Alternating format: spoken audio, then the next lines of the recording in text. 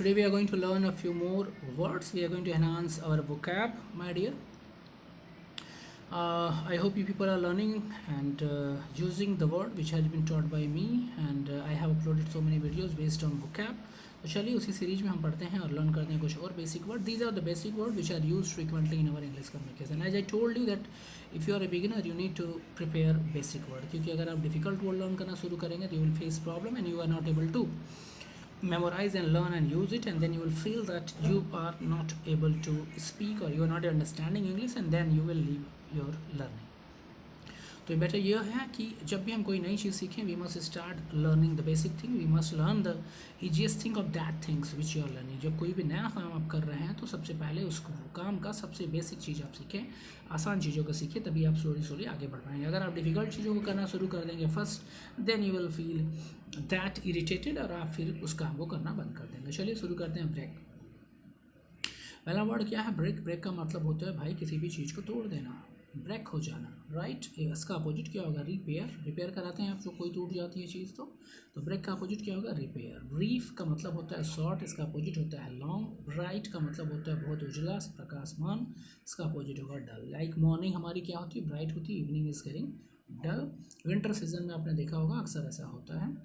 Brighton का मतलब होता है बहुत ही लाइट, लाइट से भरा हुआ, उजाले से भरा हुआ. इसका अपोजिट क्या होगा? फेड. ब्रिंग का मतलब होता है लाना, इसका अपोजिट होता है रिमूव करना. ब्रदर का मतलब भाई, इसका अपोजिट जेंडर क्या होता है? सिस्टर. बिजी का मतलब होता है जब आप किसी काम में इंगेज हो बहुत ज़्यादा तो you are busy. Just opposite idle, free, right. These are the antonym of busy. Buy means purchase करना, अपोजिट क्या होता है इसका? सेल करना. काम का मतलब होता है साइलेंट, अपोजिट क्या होगा? वायलेंट भी हो सकता है, विंडी भी हो सकता है, नॉइसी भी हो सकता है. यहाँ पे केवल एक दिया, मैं और भी आपको बता दे रहा हूँ. कैपेबल का मतलब होता है able to do something. Capable means to able to do something. Opposite क्या होगा? इनकैपेबल. जब आप किसी काम को नहीं कर पाते हैं दैट्स यू आर इनकैपेबल. अगर आप किसी काम को कर पाते हैं तो यू आर कैपेबल. तो कैपेबल और इनकैपेबल एक दूसरे के अपोजिट है, एंटोनिम. अगला क्या है? कैप्टिव. कैप्टिव का मतलब होता है किसी जगह कैप्चर्ड हो जाना, इसका अपोजिट होगा फ्री. कैप्चर वही उसका ठीक देखिए एक वर्ड मैंने आपको बताया वहाँ पे दिया कैप्चर. कैप्टिव और कैप्चर सिनोनिम्स हैं ईच अदर, और फ्री और रिलीज भी सिनोनिम है ईच अदर के.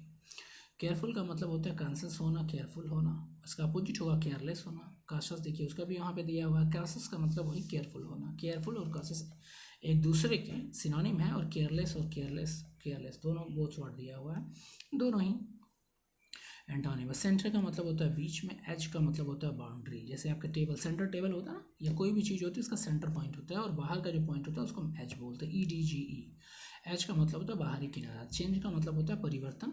रिमेन का मतलब सेम विदाउट चेंज. चीप का मतलब होता है सस्ता. Mean, expensive, costly.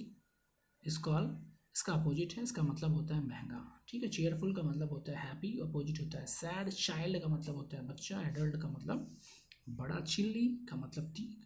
चिली का मतलब होता है, अब यहाँ पे चिली का मतलब होगा, एक्चुअली देखा जाए तो चिली का मतलब होगा तीखा, राइट. वहाँ पे वाम दिया. ये चिली का मतलब आप स्वीट याद करिए, इसका अपोजिट. चिली का मतलब तीखा, और ये वाम आप मत याद करिए. चिली तो दूसरे सेंस में यूज कर रहा है. चिली का मतलब सनी से यूज कर, चिली का मतलब कोल्ड से ले रहा है, इसलिए यहाँ पे लिखा, बट आप एक्चुअली लर्न करें. चिली का मतलब तीखा, इसका अपोजिट होगा स्वीट. क्लीन का मतलब होता है शार्प, इसका अपोजिट होगा डर्टी. क्लेवर का मतलब होता है चालाक, अपोजिट होगा फुलिश. क्लेवर का मतलब चालाक ही होता है. फिर अगला वर्ड क्या है? स्टूपिड. तो स्टूपिड और फुलिश दोनों क्या है? सिनोनिम है ईच अदर के. एंड क्लोज का मतलब होता है बंद. ओपन का मतलब होता है खुला हुआ. So I hope it is clear to you. You must learn this. I told you, as I told you, these are the basic word my dear. And definitely if you want to improve your communication and you want to be fluent, you must want to speak a proper way with confidence, then you must prepare all these words. So see you in the next video. Till then you keep watching, keep studying, and if you are new to my channel, please do subscribe and share this video to your friends so that they also get benefit of it. Thank you so much. Good luck.